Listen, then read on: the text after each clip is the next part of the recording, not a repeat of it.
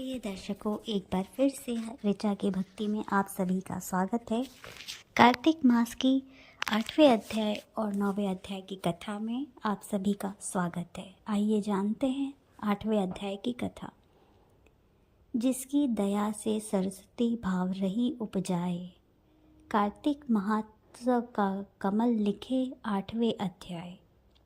नारद जी बोले कि अब मैं कार्तिक व्रत के उद्यापन का वर्णन करता हूँ, जो सब पापों का नाश करने वाला है।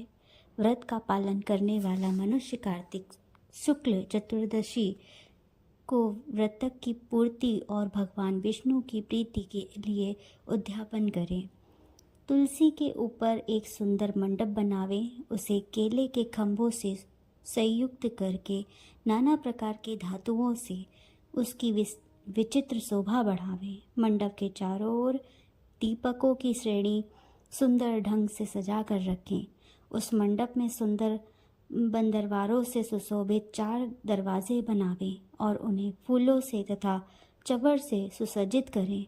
द्वारों पर पृथक पृथक मिट्टी के द्वारपाल बनाकर उनकी पूजा करें।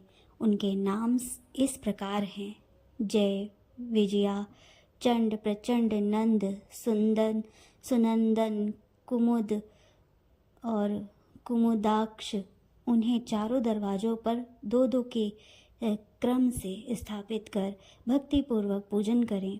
तुलसी के जड़ के समीप 4 रंगों से सुशोभित सर्वतो भद्रमंडल बनावे और उसके ऊपर पूर्ण पत्र तथा पंचरत्न से युक्त कलश की स्थापना करें। कलश के ऊपर शंख चक्र गदाधारी भगवान विष्णु का पूजन करें। भक्ति पूर्वक उस तिथि में उपवास करें तथा रात्रि में गीत वाद कीर्तन आदि मंगल गायन आयोजन के साथ जागरण करें। जो भगवान विष्णु के लिए जागरण करते समय भक्ति पूर्वक भव संबंधित पदों का गान करते हैं, वे सैकड़ों जन्मों की पाप राशि से मुक्त हो जाते हैं। जो मनुष्य भगवान के निमित्त जागरण करके रात्रि भर भगवान का कीर्तन करते हैं, उनको असंख्य गोदान का फल मिलता है। जो मनुष्य भगवान की मूर्ति के सामने नृत्य गान करते हैं, उनके अनेक जन्मों के एकत्रित पाप नष्ट हो जाते हैं। जो भगवान के सम्मुख बैठकर कीर्तन करते हैं और बंसी आदि बजाकर भगवत भक्तों को प्रसन्न करते हैं तथा भक्ति से रात्रि भर जागरण करते हैं, उन्हें करोड़ों तीर्थ के सम करने वाले फल मिलते हैं। उसके बाद पूर्णमासी में एक संपन्नित ब्राह्मण को निमंत्रण करते हैं। प्रातःकाल स्नान और देव पूजन करके वेदी पर अग्नि की स्थापना करें और भगवान की प्रीति के लिए तिल और खीर की आहुति दें। ओम की शेष विधि पूरी करके भक्ति पूर्वक ब्राह्मणों का पूजन करें और उन्हें यथाशक्ति दक्षिणा दें और फिर उनके इस प्रकार क्षमा प्रार्थना करें।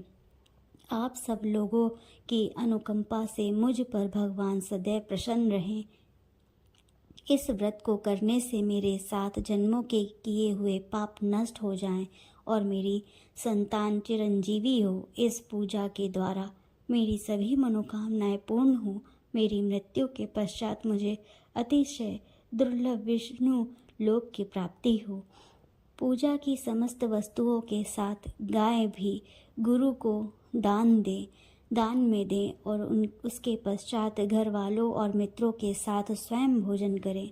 भगवान द्वादशी तिथि को शयन से उठें, त्रयोदशी को देवताओं से मिलें और चतुर्दशी को सबके उनका दर्शन एवं पूजन किया। इसलिए इस तिथि में भगवान की पूजा करनी चाहिए।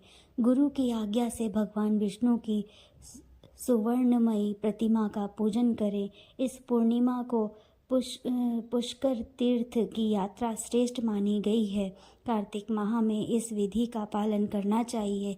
जो इस प्रकार कार्तिक के व्रत का पालन करते हैं, वे धन्य और पूजनीय हैं।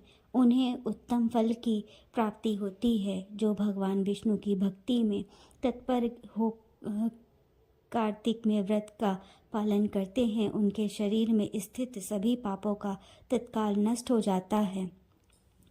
जो श्रद्धापूर्वक कार्तिक के उद्यापन का महात्म सुनता या सुना। कार्तिक मास महत्ता कथा अध्याय 9 की कथा।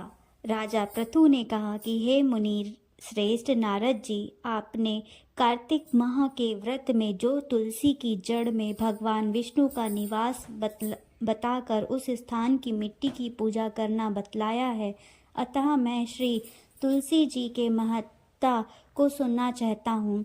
तुलसी जी कहाँ और किस प्रकार उत्पन्न हुई हैं, यह बताने की कृपा करिए। नारद जी बोले कि राजन, अब आप तुलसी जी की महत्वता तथा उनके जन्म का प्राचीन इतिहास ध्यानपूर्वक सुनिए। एक बार देवगुरु बृहस्पति और देवराज इंद्र भगवान शंकर का दर्शन करने कैलाश पर्वत की ओर चले।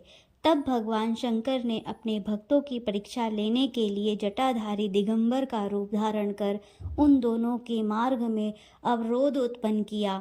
यद्यपि वह तेजस्वी, शांत, लंबी भुजा और चौड़ी छाती वाले गौर वर्ण अपने विशाल नेत्रों से युक्त तथा सिर पर जटा धारण किए वैसे ही बैठे थे, तथापि उन भगवान शंकर को ना पहचान कर इंद्र ने उनसे उनका नाम व धाम आदि पूछते हुए कहा कि क्या आप भगवान शंकर अपने स्थान पर हैं या कहीं गए हुए हैं। इस पर तपस्वी रूप भगवान शिव कुछ नहीं बोले। इंद्र को अपने त्रिलोकी नाथ होने का गर्व था। उसी अहंकार के प्रभाव से वह चुप किस प्रकार से रह सकता था। उसने क्रोधित होते हुए उस तपस्वी को ठोक कर कहा कि अरे, मैंने तुमसे कुछ पूछा है और तू उसका उत्तर भी नहीं देता है। अभी तुझ पर व्रज का मैं प्रहार करता हूँ, फिर देखता हूँ कि कौन तुझ दुर्कर्मी का रक्षा करने आता है। इस प्रकार कहकर जैसे ही इंद्र ने उस जटाधारी दिगंबर को मारने के लिए हाथ में व्रज लिया, वैसे ही भगवान शिव ने व्रज सहित इंद्र का हाथ स्तंभित कर दिया और विकराल नेत्र कर उसे देखा। उस समय ऐसा प्रतीत हो रहा था कि वह दिगंबर प्रज्वलित हो उठा है और वह अपने तेज से जला देगा।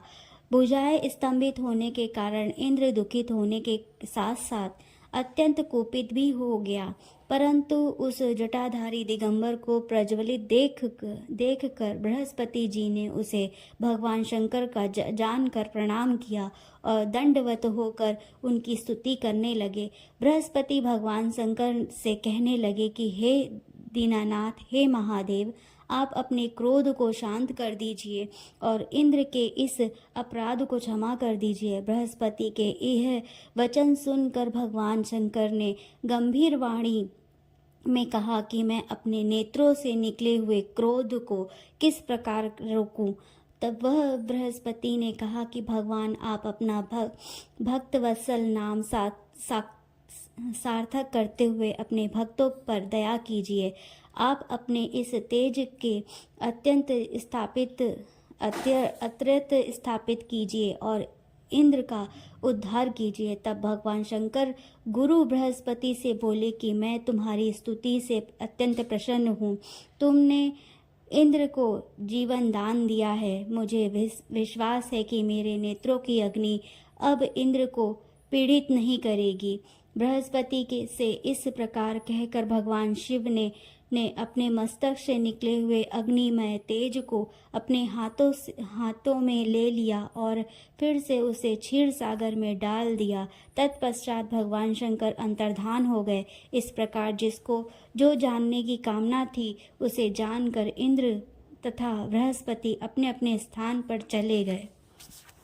अगर आपको यह कथा पसंद आई है तो कृपया शेयर, लाइक और कमेंट करना ना भूलिएगा। धन्यवाद।